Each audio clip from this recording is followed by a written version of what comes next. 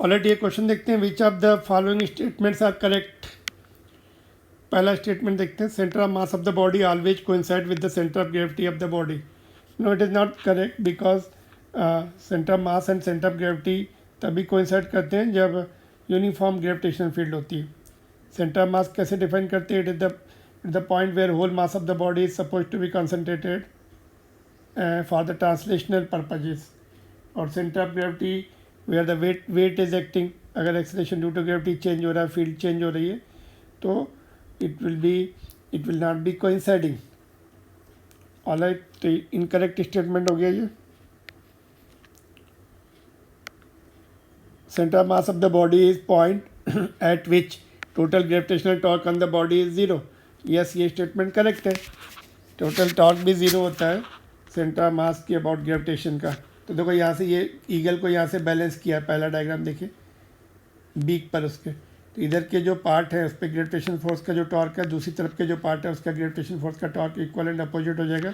Net torque will be zero, balance रहेगी। Rotational equilibrium भी तो है ना उसमें, जब होल्ड करके रख रहे हैं रोटेशन एंड ट्रांसलेशन दोनों इक्विलिब्रियम है, तो torque will be zero about the centre of mass.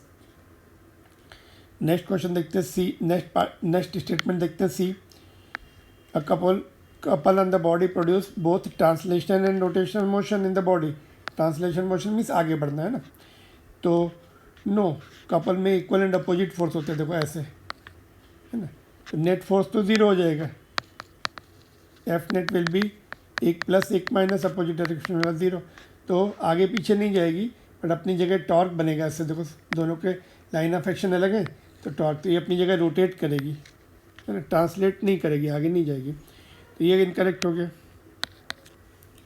D देखते, mechanical advantage greater than one means that small effort can be use to lift the large load. Yes, mechanical advantage का formula क्या है?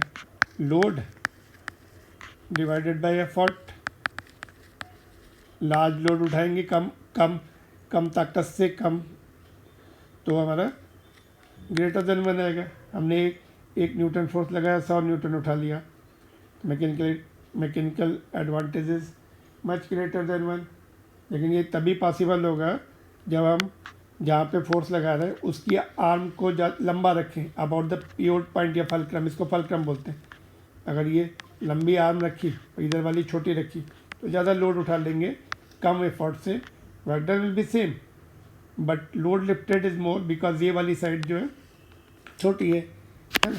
Torque balance हो जाएंगे, ज़्यादा force कम distance, perpendicular distance कम, R cross F होता है, तो हमने आर बड़ा रखा तो कम फोर्स से काम चल जाएगा, लेस एफर्ट इज नीडेड। तो fourth statement is also correct. तो ऑप्शन नंबर 2 में देखो B and D option number 2 is correct.